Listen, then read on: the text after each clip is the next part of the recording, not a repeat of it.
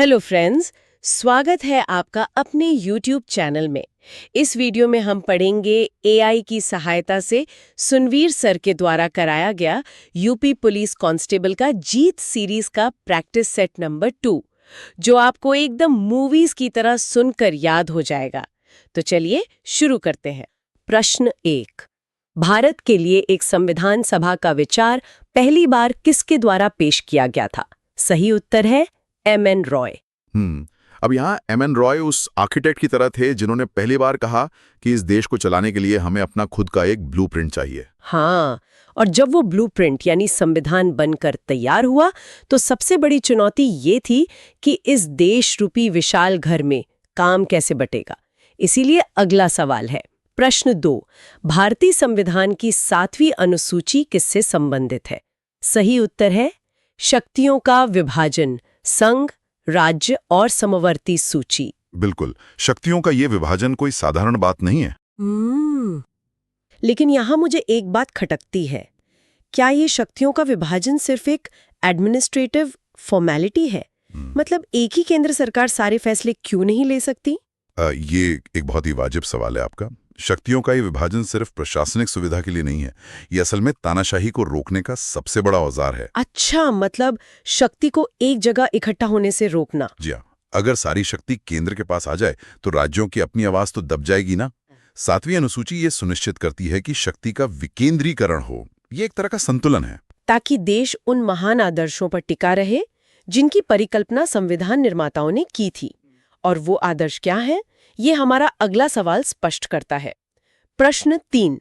भारतीय संविधान की प्रस्तावना में निम्नलिखित में से किस महान आदर्श का उल्लेख है? सही उत्तर है विचार, अभिव्यक्ति, विश्वास, आस्था और उपासना की स्वतंत्रता।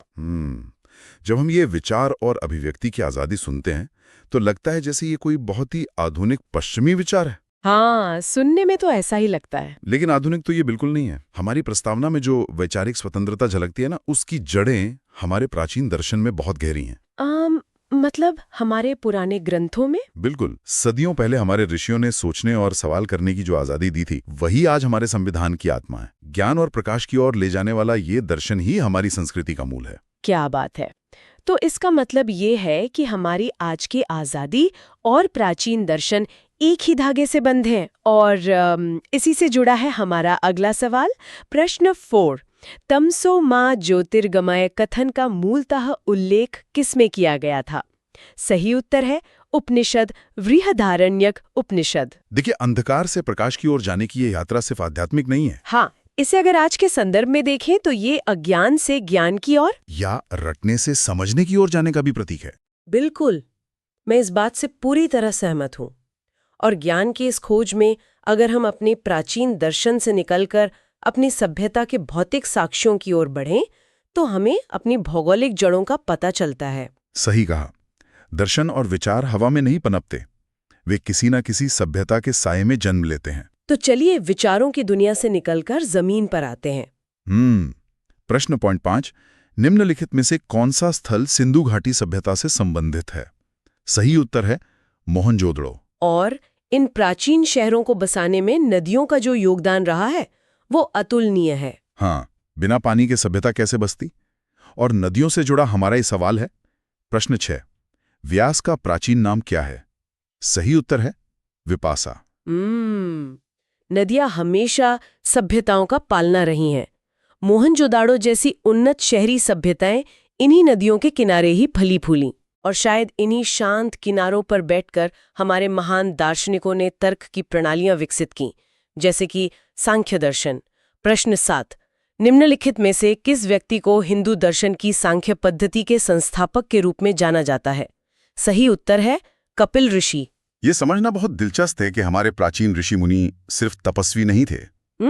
मतलब वे अपने समय के वैज्ञानिक भी थे। जी हाँ, वे सबसे बड़े वैज्ञानिक और विचारक थे जो पूरी तरह तर्क और प्रकृति के सिद्धांतों पर काम करते थे। खैर, इस प्राचीन इतिहास से छलांग लगाकर अब आधुनिक भूगोल और डेमोग्राफी की ओर आते हैं, जहां जनसंख्या एक बहुत बड़ा कारक है। प्रश्न 8। भारत का सबसे अधिक जनसंख्या वाला राज्य कौन सा है? सही उत्तर है उत्तर प्रदेश। उत्तर प्रदेश की जो विशाल जनसंख्या है ना, ये ना केवल इसे सांस्कृतिक रूप से समृद्ध बनाती है, बल्कि इसे देश का सबसे बड़ा राजनीतिक केंद्र भी बनाती है। हाँ, जहाँ लोग ज्यादा होंगे वहाँ की नीतियां भी पूरे देश को प्रभावित करेंगी ही। यहाँ पर मैं थोड़ा सा रुकना चाहूंगी। जब हम यूपी पुलिस का प्रैक्टिस सेट लगा रहे हैं तो यूपी की जनसंख्या पूछना समझ आता है। अच्छा, तो क्या खटक रहा है आपको? मुझे अगला सवाल थोड़ा अटपटा लग रहा है। प्रश्न 9 38वां समानांतर रेखा किसको विभाजित करता है? सही उत्तर है उत्तर कोरिया और दक्षिण कोरिया। पहली नजर में ये आउट ऑफ सिलेबस लग सकता है। वही तो। यूपी पुलिस के एग्जाम में उत्तर और दक्षिण कोरिया की 38वीं समानांतर रेखा का क्या काम? देखिए, ऐसा है नहीं, भूगोल किसी एक राज्य तक सीमित नहीं होता है।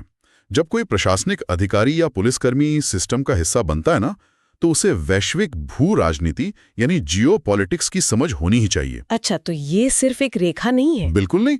38वीं समानांतर रेखा सिर्फ एक लकीर नहीं है, ये दुनिया की दो सबसे अलग राजनीतिक विचारधाराओं के बीच का तनाव बिंदु है। ये बताता है कि कैसे एक भौगोलिक रेखा विश्व युद्ध या शांति तय कर सकती है। हाँ, ये नजरिया वाकई दिलचस्प है। यानी ग्लोबल और लोकल हमेशा जुड़े रहते हैं। राष्ट्रीय सीमाओं और नदियों की बात करें तो हमारे पूर्वोत्तर भारत का भूगोल भी बहुत अहम है। प्रश्न 11। ब्रह्मपुत्र की एक प्रमुख सहायक नदी दिबांग नदी किस राज्य से होकर बहती है?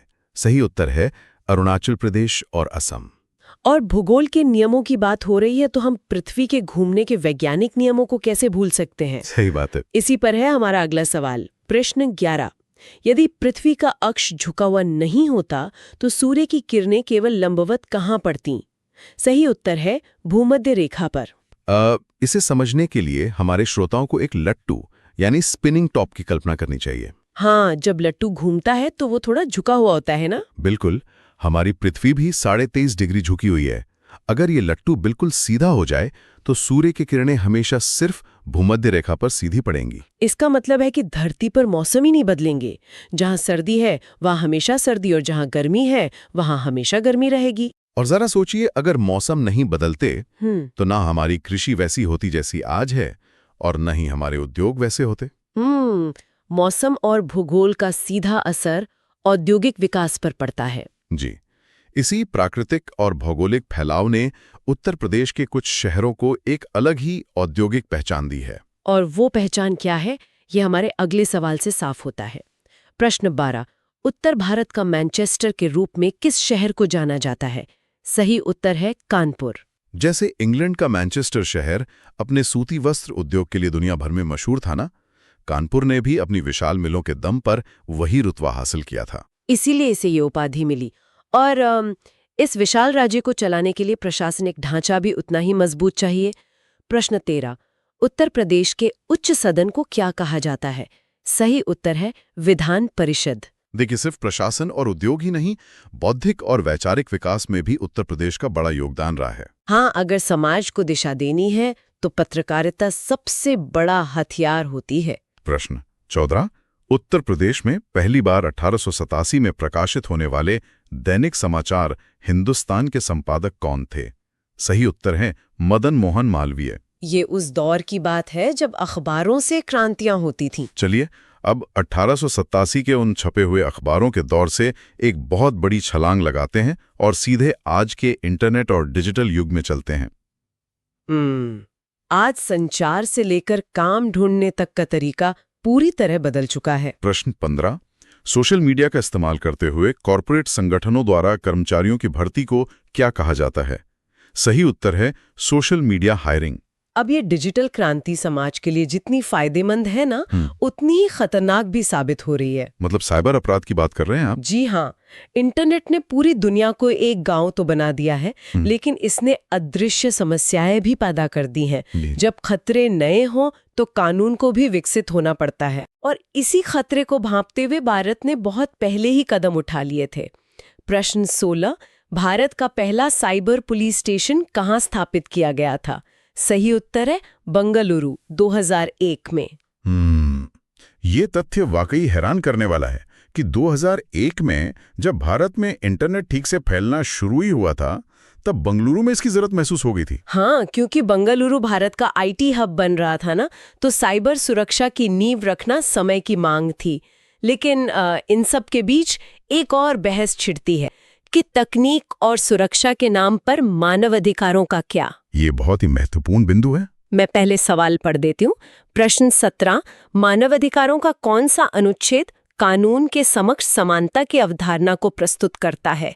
सही उत्तर है अनुच्छेद 7। तो ये जो सवाल है ना कि देश को सुरक्षित भी रखना है और हर नागरिक को समानता का अधिकार भी देना है, हम इस संतुलन को कैसे साध सकते हैं?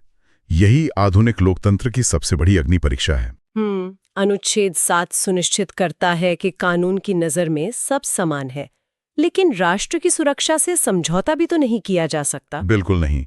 इसलिए आतंकवाद और आंतरिक अस्थिरता से निपटने के लिए बेहद कड़े कानूनों की जरूरत पड़ती है। और वे कड़े कानून कौन से हैं, ये हमारे अगले सवालों से स्पष्ट होता है। प्रश्न 18, भारत में आंतरिक सुरक्षा के अस्थिरीकरण को रोकने के लिए निम्न में से किसे अधिनियमित किया गया? सही उत्तर है गैर कानूनी गतिविधियां रोकथाम अधिनियम 1967 UAPA। इसके साथ ही तकनीकी मोर्चे पर भी हमें अपनी सुरक्षा को अभेद्य बनाना था। हाँ, तो प्रश्न 19, किसकी स्थापना भारत की आतंकवादी रोधी क्षमताओं का समर्थन करने के लिए की गई थी? सही उत्तर है राष्ट्रीय खुफिया ग्रिड नेट ग्रिड। अब यहाँ हमें ये समझना होगा कि ये काम कैसे करता है। वही तो, अब मुझे UAPA तो समझ आता है कि ये एक कानून है, लेकिन ये नेट ग्रिड असल में काम कैसे करता है? देखिए, नेट ग्रिड को एक बहुत बड़े डिजिटल मास्टरमाइंड की तरह समझा जा सकता है। अच्छा, कल्पना कीजिए जी। कि भारत की अलग अलग खुफिया एजेंसियां जैसे IB, रॉ या टैक्स विभाग के पास किसी संदिग्ध के बारे में अलग अलग पजल के टुकड़े हैं। अच्छा, तो पहले ये टुकड़े अलग अलग फाइलों में दबे रहते थे। बिल्कुल। हाँ, नेट ग्रिड इन सभी डेटाबेसेस को एक ही प्लेटफॉर्म पर जोड़ देता है, अरे ताकि अगर कोई खतरा हो ना हाँ। तो पूरी तस्वीर एक क्लिक में सामने आ जाए। अरे वाह, ये तो एक अभेद्य सुरक्षा कवच की तरह है। लेकिन एक सुरक्षित देश की इमारत तभी खड़ी रह सकती है हाँ। जब उसकी नींव में एक मजबूत अर्थव्यवस्था हो। तो चलिए अर्थव्यवस्था के पन्नों को पलटते हैं। प्रश्न 20, भारत में अप्रतिबंधित मार्गों के तहत खुदरा क्षेत्र में FDI की ऊपरी सीमा क्या है? सही उत्तर है 100%। 100%? FDI यानी प्रत्यक्ष विदेशी निवेश। अच्छा। इसका मतलब है कि विदेशी कंपनियां बिना किसी रोक टोक के भारत के रिटेल सेक्टर में अपना पूरा पैसा लगा सकती हैं। लेकिन आज के समय में अर्थव्यवस्था सिर्फ फैक्ट्रियों और पैसों से नहीं चलती, इसमें आइडियाज की भी बहुत बड़ी कीमत होती है। प्रश्न 21, ट्रेडमार्क, कॉपीराइट और पेटेंट क्या है? सही उत्तर है अमूर्त संपत्ति। इसे समझने के लिए ना मैं हमेशा एक मशहूर रेस्टोरेंट का उदाहरण देता हूँ। वो बर्गर वाले रेस्टोरेंट का? हाँ, मान लीजिए एक रेस्टोरेंट का बर्गर बहुत मशहूर है। उस रेस्टोरेंट की इमारत, मेज और ओवन उसकी भौतिक संपत्ति है, यानी टेंजिबल एसेट्स जिन्हें हम छू सकते हैं। एकदम सही। लेकिन उस बर्गर की जो सीक्रेट रेसिपी है उसे कोई छू नहीं सकता। फिर भी उस रेस्टोरेंट की आधी से ज्यादा कीमत उसी रेसिपी की ही है। अच्छा, तो वही सीक्रेट रेसिपी या पेटेंट अमूर्त संपत्ति कहलाती है। जी, ये अमूर्त संपत्ति को समझने का सबसे सटीक तरीका है। ज्ञान आधारित युग में विचार ही सबसे बड़ी संपत्ति हैं। लेकिन हमें ये नहीं भूलना चाहिए कि भारत की अर्थव्यवस्था की आत्मा आज भी कृषि में बसती है। एकदम सही दिशा में इशारा किया है आपने। और किसानों की मदद के लिए जो सबसे बड़ी आर्थिक क्रांति आई वो हमारे अगले सवाल में है। प्रश्न 22, सरकार ने किसान क्रेडिट कार्ड योजना KCC कब पेश की? सही उत्तर है 1998। किसानों को साहूकारों के चंगुल से निकालकर सीधे बैंकों से जोड़ने का ये एक मास्टर स्ट्रोक था। और अर्थशास्त्र और कृषि के अलावा हमारे स्थानीय त्योहार भी तो हमारी अर्थव्यवस्था का एक बहुत बड़ा हिस्सा है। प्रश्न 23, गुजरात में अंतर्राष्ट्रीय पतंग महोत्सव किस दिन मनाया जाता है? सही उत्तर है 14 जनवरी। मकर संक्रांति के इस दिन आकाश पतंगों से भर जाता है। अगर हम इसे गहराई से देखें ना तो ये सिर्फ एक सांस्कृतिक त्योहार नहीं है। हाँ, इससे व्यापार भी तो बढ़ता है। बिल्कुल, ये पर्यटन, स्थानीय व्यापार और कारीगरों को बढ़ावा देने का एक बड़ा आर्थिक इंजन भी है। और जैसे इस महोत्सव में आसमान में अपनी पतंग पे पैनी नजर रखनी पड़ती है और उसे ढूंढना पड़ता है, वैसे ही अगर आज के डिजिटल युग में कंप्यूटर की स्क्रीन पे कुछ ढूंढना हो तो शॉर्टकट काम आते हैं। प्रश्न 24। एक एक्सेल शीट में जल्दी से कुछ ढूंढने के लिए निम्न शॉर्टकट कुंजियों में से किसका उपयोग किया जा सकता है? सही उत्तर है Ctrl+F। क्या बात है, बढ़िया जोड़ा आपने। अब इस तकनीकी शॉर्टकट से वापस अपने खेतों की ओर लौटें तो कृषि में सबसे बड़ी चुनौती सिंचाई की होती है। हाँ, तो प्रश्न 25। हाल ही में सूक्ष्म सिंचाई कोष किसके तहत स्थापित किया गया था? सही उत्तर है राष्ट्रीय कृषि और ग्रामीण विकास बैंक, नाबार्ड। देखिए, सूक्ष्म सिंचाई यानी माइक्रो इरिगेशन का मतलब है पानी की हर बूंद का सही इस्तेमाल करना, जैसे ड्रिप इरिगेशन। और नाबार्ड का एक कदम ग्रामीण अर्थव्यवस्था के लिए संजीवनी है। यहाँ ये देखना दिलचस्प है कि कैसे मैक्रो इकोनॉमिक्स की बड़ी नीतियां जैसे एफडीआई लाना या नाबार्ड के फंड और हमारी दैनिक चीजें, चाहे वो पतंग महोत्सव हो या कंप्यूटर का Ctrl+F शॉर्टकट, सब मिलके देश को चलाते हैं। और इस सारे ताने बाने में 1998 का साल बहुत अहम रहा है। हमने अभी देखा कि 1998 में केसीसी आया और उसी साल भारत को एक बहुत बड़ा सम्मान भी मिला। हाँ, मैं सवाल पढ़ती हूँ। प्रश्न 26। अमर्त्य सेन को अर्थशास्त्र का नोबेल पुरस्कार किस वर्ष मिला था? सही उत्तर है 1998। यह एक बात नोटिस करने वाली है। 90 के दशक में भारत की अर्थव्यवस्था खुल रही थी और दूसरी तरफ अमर्त्य सेन को कल्याणकारी अर्थशास्त्र के लिए नोबेल मिल रहा था। जी, ताकि विकास ऐसा हो जो समाज के निचले तबके जैसे किसानों तक पहुंचे। ये कोई इत्तेफाक नहीं है कि केसीसी भी उसी दौर की उपज है। अब अर्थशास्त्र की बात हो रही है तो पड़ोसी देशों की करेंसी जानना भी जरूरी है। प्रश्न 27। क्यात निम्नलिखित में से किस देश की आधिकारिक मुद्रा है? सही उत्तर है म्यांमार। चलिए, अब अर्थव्यवस्था के इस भारी भरकम विषय से एक बहुत ही रोमांचक और ऊर्जावान विषय की तरफ चलते हैं। मतलब विज्ञान और खेल की तरफ। प्रश्न 28। नाभिकीय विखंडन, न्यूक्लियर फिशन की खोज किसने की थी? सही उत्तर है ऑटो हान। यहाँ थोड़ा रुकते हैं। ये नाभिकीय विखंडन असल में होता क्या है? मुझे थोड़ा बहुत याद है कि एटम से जुड़ा कुछ है। हाँ, इसे बहुत ही सरल शब्दों में समझें तो जब किसी भारी परमाणु यानी एटम के केंद्र को तोड़ा जाता है ना, तो उसमें से कल्पना से परे अपार ऊर्जा निकलती है। अच्छा, वही जिससे परमाणु बम बनता है। जी हाँ, और इसी सिद्धांत से न्यूक्लियर पावर प्लांट में बिजली भी बनाई जाती है। ऑटो हान की ये खोज विज्ञान के इतिहास की सबसे बड़ी घटनाओं में से एक थी। परमाणु के टूटने से निकलने वाली ये ऊर्जा सच में हैरान करने वाली है। और अगर ऊर्जा की बात हो तो मैदान पर हमारे खिलाड़ियों, खासकर महिला खिलाड़ियों का प्रदर्शन किसी नाभिकीय विखंडन से कम नहीं होता। बिल्कुल। प्रश्न 29। निम्नलिखित में से कौन सी पुस्तक मिताली राज की आत्मकथा है? सही उत्तर है अनगार्डेड। प्रश्न 30। अंतर्राष्ट्रीय क्रिकेट में 51 गेंदों में 103 रन बनाने वाली पहली भारतीय महिला कौन थी? सही उत्तर है हरमनप्रीत कौर। हरमनप्रीत के बल्ले से निकली वो ऊर्जा सच में किसी न्यूक्लियर फिजन के धमाके जैसी ही थी। हाँ, एकदम सही कहा। खेल के मैदान में रचे गए ये कीर्तिमान हमारा आधुनिक इतिहास बन रहे हैं, लेकिन इसके साथ साथ हमें अपनी प्राचीन सांस्कृतिक विरासत को भी संजोना होता है, और सरकारें इसे बहुत ही रचनात्मक तरीकों से करती हैं। श्रोताओं, अगर इस वक्त आपकी जेब में या आसपास 100 रुपए का नया नोट रखा है ना, तो उसे निकालकर जरा पलट कर देखिए। प्रश्न 31। निम्न में से किस मुद्रा मूल्य वर्ग पर यूनेस्को की विश्व धरोहर स्थल रानी की बाव का चित्र है? सही उत्तर है नवीनतम 100 रुपए के नोट। न्यू 100 रुपी नोट्स।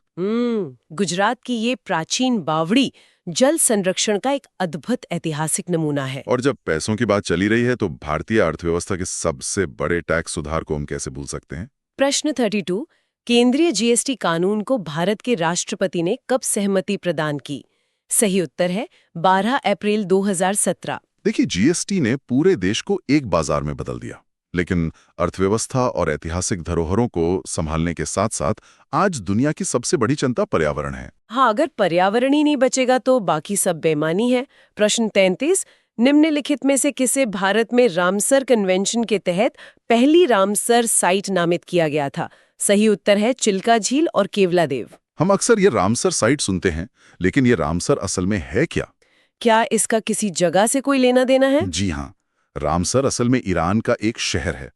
1971 में वहां एक अंतर्राष्ट्रीय सम्मेलन हुआ था जिसका मकसद दुनिया भर की महत्वपूर्ण आर्द्रभूमियों यानी झीलों और दलदली इलाकों को बचाना था।